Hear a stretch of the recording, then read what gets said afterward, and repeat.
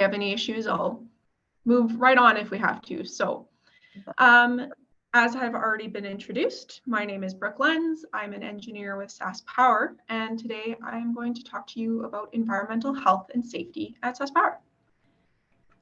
So topics for discussion today include a land acknowledgement, a little bit about me, about SaskPower, and then SaskPower and the environment. Oops. And so, there we go. I realize that you've already done a land acknowledgement, but I will continue with ours. So I would like to acknowledge that we are coming together in the territorial lands of Treaty 4, Treaty 6, and wherever you happen to be attending this presentation from, and the homeland of the Métis. We respect and honor the ancestral homes of Saskatchewan's Indigenous peoples and are committed to moving forward in the spirit of reconciliation and collaboration. So Fiona already gave an introduction about myself. I am from Regina, and when I was in high school, grade 12, and I decided I wanted to be an engineer, at the time the U of S had just recently accredited the environmental engineering program. So that mostly justified my decision to go there. I also wanted to get away from home, so I'm sure you guys are all kind of like that too. But after my first year, when we went to go and decide on the stream we were going to choose, I actually chose geological engineering.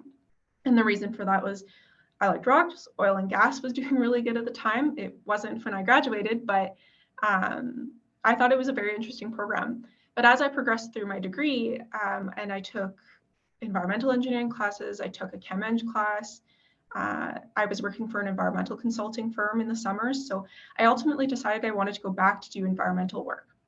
After university, I was hired by AMEC, which is now WSP, and it's an environmental consulting firm. And I was a junior environmental engineer in training there. And while there, yes, I worked on contaminated sites. I learned a lot about equipment. I learned a lot about communication. I learned a lot about working with other people. I got to travel Southern Sask. I got to check out a lot of our small town communities and learn about them. So that was fantastic.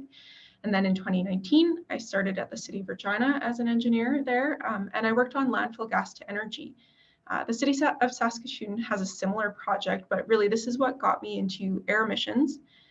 If you guys are not familiar, and who knows, you might get the opportunity to take a landfill gas class in some of your later years, but landfill gas to energy is taking methane from a landfill, putting it through a generator to make power, and then it converts that methane gas to CO2, reducing emissions of the landfill. And then after working at the city, I was hired on by SaskPower in 2021, and I do work in the Environmental Strategic Issues Management Group of Environment. We short form that to ESIM. And then I do focus on air emissions, but I do other contaminants. One of my main projects is polychlorinated biphenyls, or PCBs, and their mitigation. So I've quite enjoyed my time here at SaskPower. On the side, I Irish dance. That's that picture there in the center. I like to go to rider games. My husband and I are season ticket holders. And then our dog, we spend a lot of time with our dog. So that's our dog, Zelda. We go camping, hiking, and we travel together. So about SaskPower, this is my first video, so I hope this works for us. When I was introducing myself to a new coworker last week, and I was talking about the grid switching stations and some electricity producer specific terms, and he looked at me and said, I don't know what you're talking about. So I'm hoping that this video kind of gives you guys a better idea of what SaskPower does and kind of what we do for the public here in Saskatchewan. So hopefully this plays.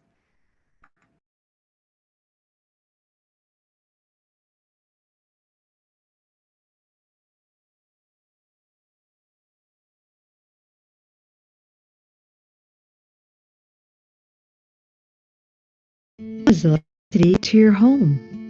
Most of our electricity is made by huge generators at power plants. When electricity leaves a power plant, it must travel long distances. It's carried through high voltage power by transmission towers. Saskatchewan has over 14 kilometers of transmission power lines. That's more than the distance between Vancouver and St. John's and back again. This electricity is too powerful for safe use in your home, so it first enters a transformer station. Here, the high voltage electricity is reduced to a lower voltage. The electricity is then dispersed down a series of lower voltage power lines distributed across your neighborhoods. The voltage is then further lowered to make it safe to use in your home. SaskPower serves over 500,000 customers spread out across our very large province. Electricity is transmitted from many places all over the province due to the different ways it can be created, from sources like wind, solar, and hydro facilities. The grid is the name for the network that transmits and distributes all the electricity that is produced, managing it all the way from the electricity generators to your home. Much of the grid was built between 1960 and 1985 and is reaching the end of its useful life. As the grid gets older, changes, repairs, and upgrades are constantly being made to ensure that the supply of electricity achieves its full potential. Without ongoing investment and renewal, outages will become longer and more frequent. That's why we're rebuilding power lines and upgrading infrastructure all over the province, so electricity is available instantly, exactly when it's needed. Visit saskpower.com to learn more.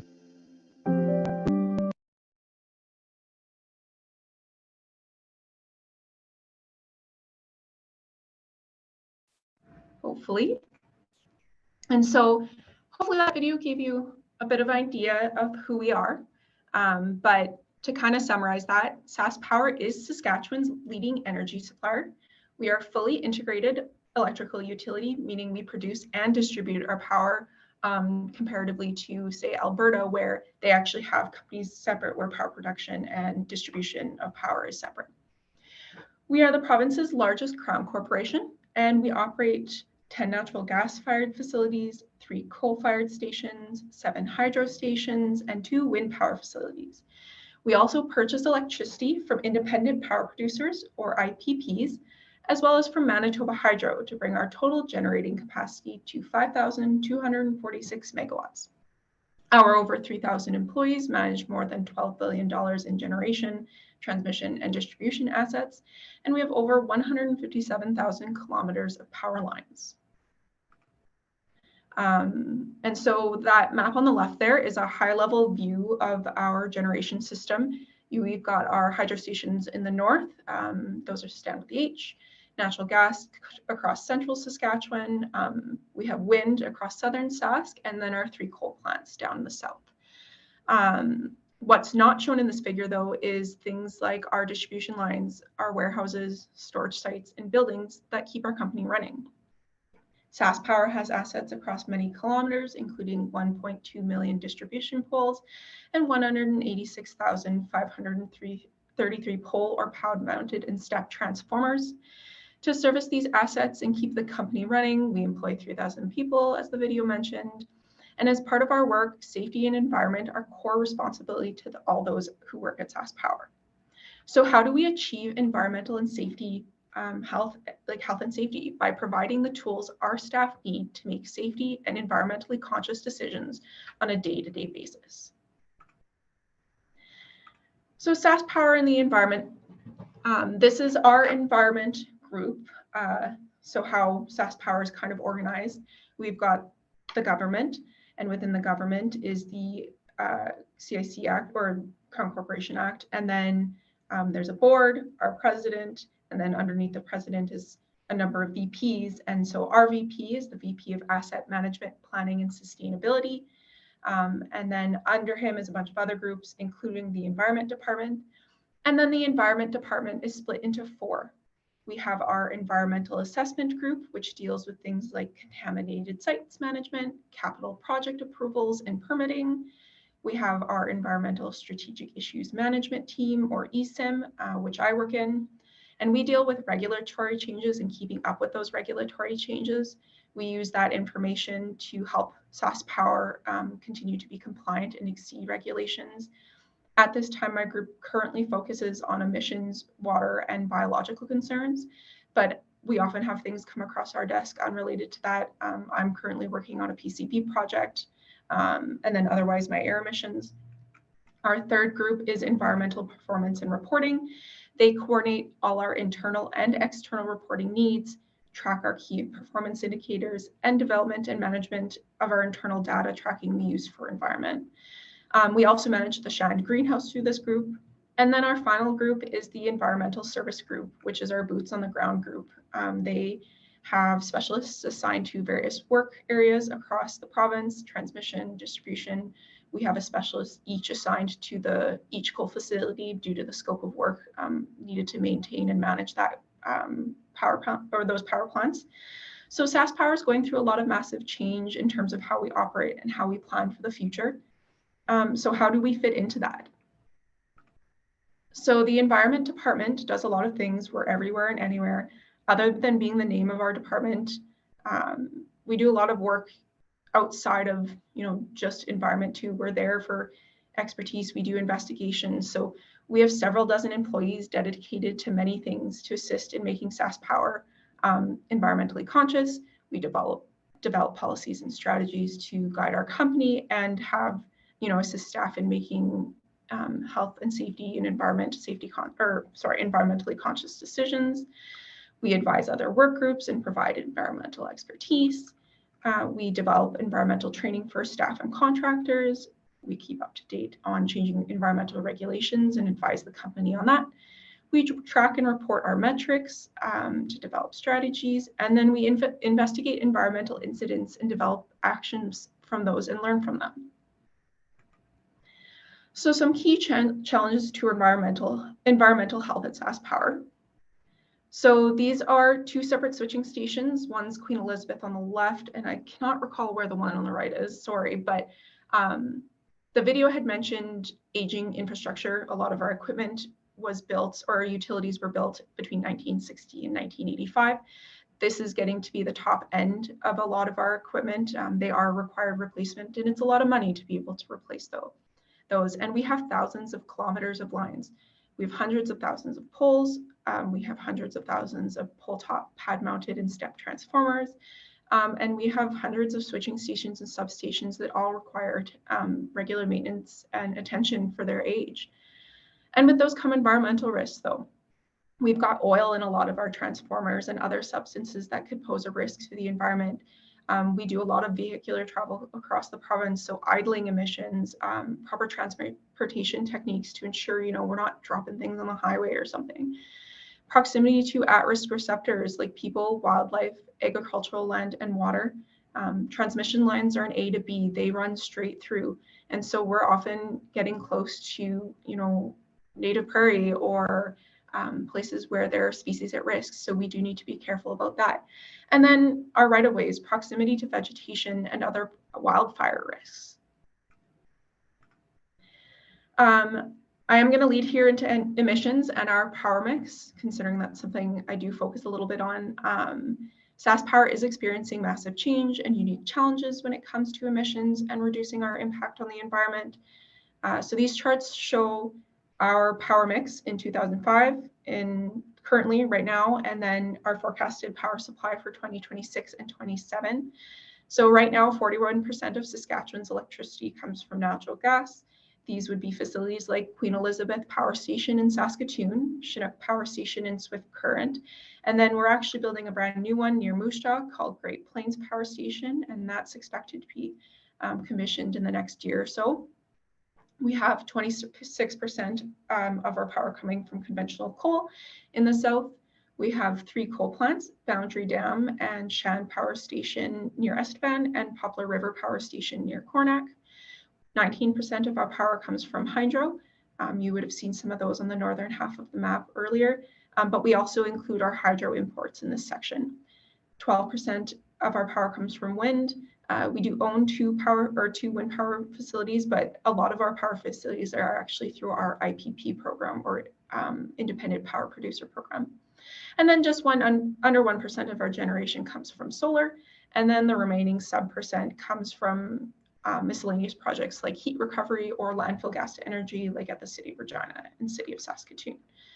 Beyond 2027, SaskPower has made a commitment to reduce our GHG emissions by at least 50% below 2005 levels by 2030.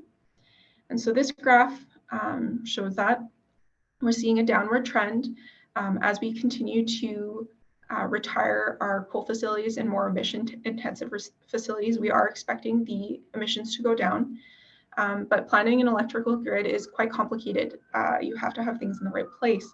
It has to be balanced. So losing 3 major coal plants down in the south can be a very complicated thing to manage. Climate change and its impacts to SaskPower. So climate change is definitely being felt at SaskPower. We are experiencing unpredictable weather in Saskatchewan, more severe storms, and an increased risk of forest fires. These cause risks to our infrastructure, causes loss of productivity, and increases costs. Just a note, that line is in your little quiz, so if you need to write something down, that's what that was. Climate change is something we will need to account for in our future designs and projects. So the picture up at the top left, if you can see, is our Nipawin Hydro Station. It's mitigating a massive influx of water.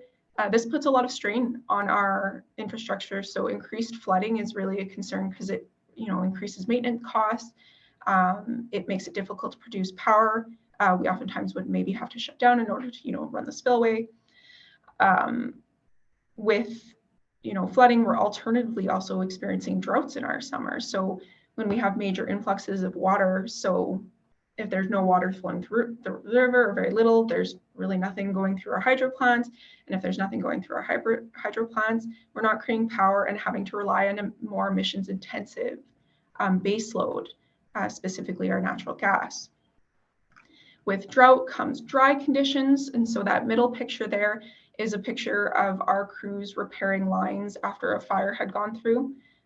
It takes a lot of work. Our staff are very, very quick and efficient about fixing things, but it puts a strain on the system. Supplies are difficult to come by, and it puts a lot of work on us.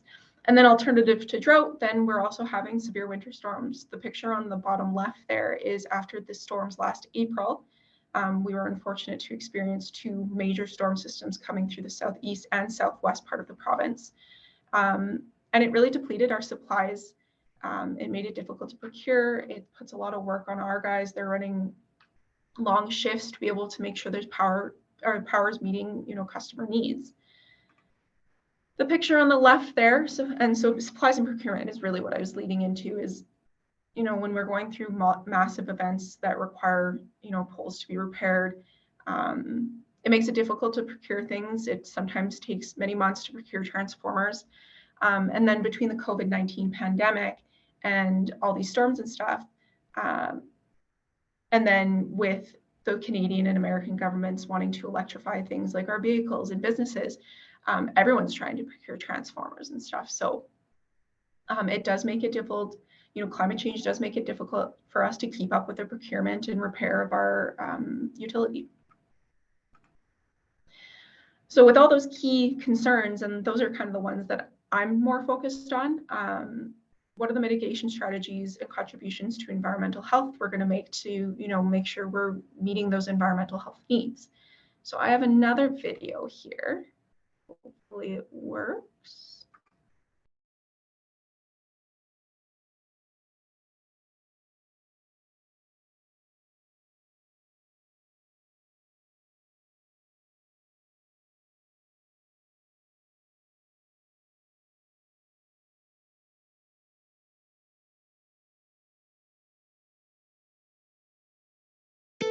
The world around us is changing, and so is SaskPower.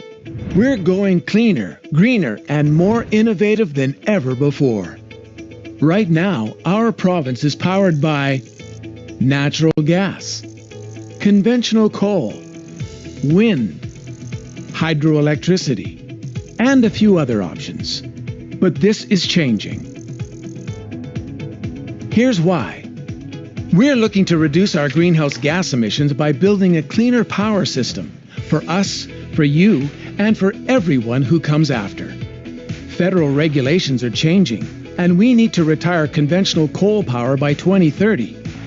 The carbon tax will also go up each year, and we need to add a lot more renewable power to our system to try and keep our power rates down.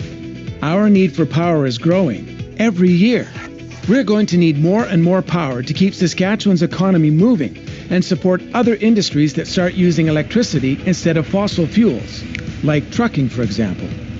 So we've set a goal to be carbon neutral by 2050 or sooner, while keeping power reliable, safe, and competitively priced for our customers. Here's how we'll do it. We'll reduce the amount of coal we burn or add carbon capture to our coal plants. We'll increase our clean, renewable power from wind and solar. To support those renewable power options, we'll need more natural gas, possibly with carbon capture, as well as more power from our neighbors. That's not all. We're looking at how large-scale battery storage could help. We're also getting ready to support power from biomass and geothermal energy sources. In the longer term, we're planning for an energy future that potentially harnesses nuclear power from small modular reactors. We're looking at all of our options for power to build a well-rounded, resilient electricity system. Every option is different with its own pros and cons. Some take up only a small amount of land, while some take more. Some of the options are available now, while some are still being developed and aren't ready yet. Some don't emit greenhouse gas emissions and provide power part-time, while others run 24/7 year-round. Some cost less, while others cost more. And the cost of some new technologies is still being figured out.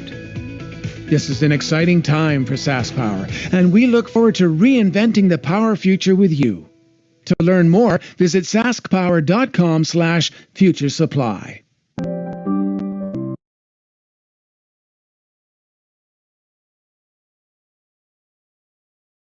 Towards. I don't know if it was totally clear within the video there, and I had spoken to it about balancing the grid. And so we are looking into utility scale battery energy storage systems, or a BESS system. We're actually looking at a 20 megawatt one here in Regina. And so those things like wind and solar, they're not always operating. We need to be able to provide a minimum baseload, both legally and to meet customer needs. And so we need to be able to balance that with a baseload, whether that be using a energy storage system or currently right now natural gas and hydro, and then maybe in the future nuclear. So these are all things we need to take into consideration when we're working towards emissions reduction. We are also doing a lot of refurbishment of our existing hydro facilities. Currently, the E.B. Campbell Hydro Station near Nipwin is halfway through a refurbishment project to extend the life of the plant. A lot of our hydro stations are quite old. They were built just, along with the utility lines. So they are getting up there in terms of age, and so do require refurbishment to extend their life. The refurbishment of office buildings and making them more efficient. So if any of you have been to downtown Regina in the last several years, you may have seen SaskPower head office totally covered in scaffolding. Over the last several years, they have been going through a refurbishment project, both inside and out. They've been replacing boilers, they're replacing windows, all the lights are on timers.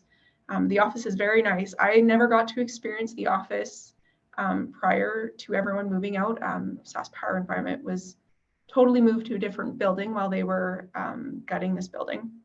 And so I never got the chance to see it, but I've heard rumors that it was quite bad and very, very aged. And so it looks fantastic. And again, they're making it more efficient to meet needs in terms of environmental health. We're working on multiple utility scale solar power projects, generally done through our IPP program. One of the ones most recently started up was the Oasis solar facility. We are increasing the number of wind power facilities. These are also done through our IPP program for the most part. We're increasing interconnections with our neighboring jurisdictions, mainly Manitoba, and to the south, the Southwest Power Pool in the United States. It is possible to interconnect with Alberta, but due to grid limitations, it's actually, and I'm not an electrical engineer, my understanding is that something about the sink and the waves of how our electricity travels, and this line goes right through North America. So it does make it a little bit more costly to interconnect with Alberta, but that's definitely not outside of the realm of possibility. And then things like nuclear power. We've conducted feasibility research and collaborated with other utilities and contributed to Canada's SMR roadmap and action plan. SaskPower has dedicated a task force to evaluating the use of an SMR, or small modular reactor. In fact, we've had 3 of our environment members pulled from the environment department and are now on this task force. And one of them even got the opportunity to shadow the Ontario Power Generation Nuclear Group, or OPG. And so she had a great opportunity to learn about permitting and impact assessments for nuclear power. Our next steps for nuclear power include Indigenous stakeholder, customer, and public engagement. We're completing environmental, social, Indigenous, and economic impact assessments. We're securing licenses from the Canadian Nuclear Safety Commission, or the CNSC, and we're currently evaluating 2 study areas, Estevan and Albo. In the back, so this is this is the Shand greenhouse in the foreground, and in the background is the Shand coal power station. And so, contributing to environmental health, we've got a greenhouse. And so this next statement is also on your quiz. The Shand greenhouse utilizes waste heat from the Shand power station to provide an ideal growing environment for trees. They don't grow just trees there, that is their primary purpose, but while the majority of the heat from the greenhouse does come from the Shand power station, the greenhouse is equipped with supplemental natural gas boilers in case either Shand is unavailable. That could be, due to a shutdown, or the temperature is just too cold outside for the heat from Shand to be able to heat the greenhouse. The greenhouse does come equipped with automatic sprinklers and fancy things like that, but most of the work is done by hand. People are planting seeds by hand. They're maintaining the little seed pods by hand. To date, the Shand greenhouse has planted 12.5 million seedlings, and the seedlings are used by rural customers to establish shelter belts on their own properties and help create habitats for wildlife. I know for a fact that the Shand greenhouse does have a learning portion to it. They do tours. They grow natural prairie grasses and flowers, and in fact, during Saskatchewan's centennial, the Shand greenhouse provided all the western red lilies, Saskatchewan's provincial flower, which were then planted at Government House here in Regina. Things to improve environmental health, we're doing public engagement on it. We're conducting research and collaborating with other groups. When SaskPower does engage with the public, we have a lot of things to consider. The environment, clearly an obvious one. Indigenous knowledge. Indigenous communities are a wealth of knowledge, and it's invaluable. So we try to connect with those groups early. Land use, what are landowners using the land for? What will be the impacts to those lands if we were to, build near it, build on it? Technical, is it feasible? The costs, what are the costs associated with developing, building, maintaining, and decommissioning a site? Now, in order to do environmental impact assessments for the federal government, they require you to know decommissioning costs and stuff like that. That's mostly what our environmental site assessment group does. Social, what does our project mean for communities? Is it creating jobs? Is it creating economic benefits? I had mentioned earlier that climate change does impact our infrastructure. On extremely hot days in Saskatchewan, if you ever drive, you might see that our lines are sagging, and very severely. They get fairly low when it's really, really hot. And then even on really cold days or days with frost specifically, we've had outages due to lines failing because it just got too heavy. So each year in Saskatchewan, there are more than 300 incidents of farm machinery contacting overhead power lines in Saskatchewan. And so SaskPower runs the Look Up and Live campaign. So that picture, that map up in the top left there, that's a resource that you can use online to see where lines are near your property. SaskPower has funded research projects for a variety of different universities and organizations. So that center picture there is of a largemouth bass. At the U of R, SaskPower has collaborated with Dr. Chris Summers there to study the effects of the thermal input into the Boundary Dam Reservoir as we begin to retire our coal units, specifically Boundary Dam Power Station. And they've got 4 units there operating currently, and so we'll be slowly retiring those. And right now the temperature within the reservoir is the perfect temperature to house largemouth bass. The city of Estevan and the community actually use it as a sport fishing opportunity, and I think, if my understanding was correctly, largemouth bass aren't found really anywhere else in Canada. So it's a great tourist destination for those who really like to fish. So the data from that project will be used to communicate with regulatory agencies, stakeholders, and rights holders, and keep them up to date on the impacts, and then establish a baseline prior to the retirement of our coal units, so we can totally and truly understand, what occurs when we retire our coal plants. We're doing research into our aquatic environments, such as the impacts of our hydro stations on fish life and habitat. We're collaborating with the Water Security Agency on Lake Sturgeon in the Saskatchewan River system. We've done research into the thermal effects of Queen Elizabeth Power Station on the South Sask River in Saskatoon. We've done work into avian protection. Right now, actually, we are in the midst of taking overhead lines that are running through the Grasslands National Park and actually burying those to ensure that sage grouse critical habitat is, minimally impacted. We have terrestrial concerns within SaskPower's right-of-ways. I had talked about vegetation management and our right-of-ways and wildfire risks. So we do use pesticides, but we have a pesticide policy in place, and we keep that thing up to date for both new pesticide products and our application methods to ensure they're meeting not just our needs, but the needs of the community. Biosecurity management, zebra mussels are something that we need to be concerned about for our hydro stations and other stations that utilize water. So we've developed response plans for our individual generation facilities, and community investment. We support a lot of wildlife rehabilitation. One of my own projects in terms of environmental health is our PCB mitigation program. We're currently on track to reduce our PCBs in total, like completely getting rid of it by the end of 2023 here, 2 years well ahead of the federal deadline of 2025. And so that's some of the work we've been doing. But what are some of the tools we use to manage environment and safety? So this one's also on your guys' test, the Environment and Safety Management Information System, or ESMIS.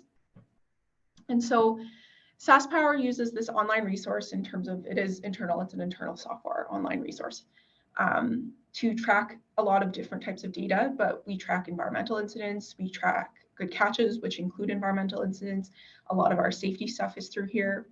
So the two pictures here are of the blank forms for our environmental incident and good catches. They include standard information like date and location, but we also record severity. And with severity comes potential investigations. And so I'll touch on that in the next slide, but ESMIS also has the ability to, it's got job aids, so it makes it easier for staff to learn how to use it. It's coded so that when an incident occurs and they put it through ESMIS, direct supervisors and directors are actually notified, and a chain of responsibility is established to, follow up with these incidents and ensure they're all cleaned up and they're all good to go. Sorry about this extreme amount of writing, my apologies here, but I was talking about severity of incidents. So this is our environmental incident reference chart used by both employees and contractors. And so when an incident is classified as major or critical, it will trigger an investigation depending on the situation. If it were an environmental related incident, then it would be environment. If it was safety, it would be safety. Sometimes, both things happen at once. And so based on, what is more critical or whatever, they'll decide on then if it's going to be safety or environment who investigates it. But when is an incident major or critical? So generally this means an incident could have impacted a water source or a pathway. It could have resulted in impacts off site. It could have resulted in a disturbance or direct impact to sensitive species, or the cost could be extremely high. And so we'll, trigger an investigation then. The incident would have, probably resulted in a non-compliance with current regulation and may have resulted in very high penalties. And so I am fortunate enough to be part of our environmental investigation team. There's about 4 or 5 of us who will get called out. And so if an incident happens that triggers an investigation, we go out, we, our little detectives, we interview people, we look at the site, we take pictures, and we determine what happened, why it happened, and who was involved. And then we take that and, we want to try to figure out what SaskPower itself can do to ensure it does not happen again. So our investigations aren't putting blame on people. They're there to make sure that we as a corporation can ensure it doesn't happen again by changing policy and changing the way people think about environmental incidents. So we'll write a report, we'll determine findings, and then from those findings, we will create corrective actions that SaskPower will implement to ensure similar incidents do not occur. We've got policies and procedures in place to ensure that we're meeting environmental health needs and safety. As I mentioned previously, the SaskPower Environment Department generally contributes and or writes these. Documents include our wildfire prevention and preparedness checklist, and that gives us information on ignition sources and what not to do and how to fight fires. We've got our environmental beneficial management practices manual, and it's just a large manual that details management practices for things like vegetation clearing, nests on infrastructure, working around native grasslands, spills, a whole bunch of things. And then we also make use of a program called SafetyNet. I say program, it's basically a database for all of our safety stuff. We've got job aids, handbooks, and other safety related items for staff to easily access. It keeps track of safety and environmental related news, such as informing staff of changes to safety requirements or notifying them of incident investigations. I've definitely seen things posted about recalls and making sure staff don't use, say, harnesses that need to be recalled for safety reasons. And then on a day-to-day basis, SaskPower staff and contractors will make use of a hazard aspect and risk assessment form, or a HARA. This is our version of a tailgate form. And sorry, I might have to sneeze. And it's used to identify safety hazards and environmental aspects. The HARA should include controls for your risks, and if any of the risk ratings are in the red, then the job cannot progress until the rating has been downgraded. So I'm almost done here. I have one example just to show you guys what it's like for a HARA. Some companies might use something like a tailgate, but if I recall correctly, you guys are second-year students, so some of you may have had the experience of being able to do field work with tailgates, and if not, this is something you're probably going to see. So the example being, Brooke is conducting a work observation on a work site. This entails a contractor excavating a 1 meter in depth trench using a track hoe. Once the trench is excavated, the contractor is to take samples of the side of the trench walls. It is spring and the ground is muddy. There is a sewer drain nearby. What safety hazards and environmental aspects could that contractor have included in their HARA? So I have pre-filled these. If you think I've missed anything, go ahead and let me know. And these are kind of things, it's been a long time since I've been in the field, admittedly. I did spend a lot of time in the field when I was at AMEC, but now I spend a lot of my time at my desk. So something that people might miss is driving to and from site. Vehicle emissions, limit your idling, ensure your vehicle is maintained properly so you're not just spewing out smoke. Wildlife, scanning ahead for hazards while you're driving, making sure your car's in working order and your lights are working if it's dark. Road construction, review your route prior and leave enough travel time to get there safely, reduce your speeds in those areas. Trench digging itself, you've got your vehicle emissions again. So if you're going to go for lunch for an hour, maybe turn off the equipment. Rutting, this is kind of as a general point, but rutting is actually something we do need to be concerned about because we have a lot of right-of-ways that do go through parkland and native prairie and stuff, and we need to make sure that we're impacting it as minimal as possible. So sometimes you might have to delay your work, or you might have to use track pads. The track hoe itself, make sure there's proper maintenance on it. It's not spewing oil. Have a spill kit ready and easily accessible in case of a spill. Noise, other than wearing your own PPE and making sure you're safe, say you were near or you're working within the city and it's a bothersome noise to the public, putting up signage to let them know about high noise. That sewer drain I had mentioned, block access to it, maybe put some of those absorbent socks that are in the spill kit around just to reduce your concern about any spills getting into that. Potentially contaminated soil. I had mentioned that the soil is being removed. So when dirty soil is removed, you should be putting it on secondary containment or a liner so that it's not directly impacting the soil below it.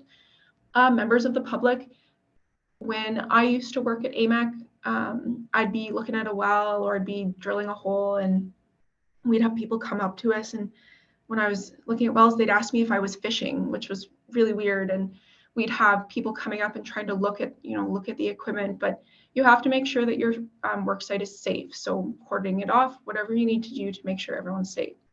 And then the sampling itself. The tracker was a concern. Make sure you're making eye contact, you're wearing a high vis. Chemicals for sample preservation. Sometimes when you're taking samples, you do need to use preservative. Could be a type of acid, could be whatever it is that's chosen. Using secondary containment, to work together. Put all your stuff together, making sure you're not spilling on the ground, wearing your PPE, and then frequent bending positions. Using proper ergonomics and stretching. So on the right there, you can see our risk rating is green for all. It's green with controls. If any of these ratings ended up red, then you would have to stop your work and reevaluate with your supervisor. And so, yeah, that's it for me. If you guys have any questions, feel free to ask them now.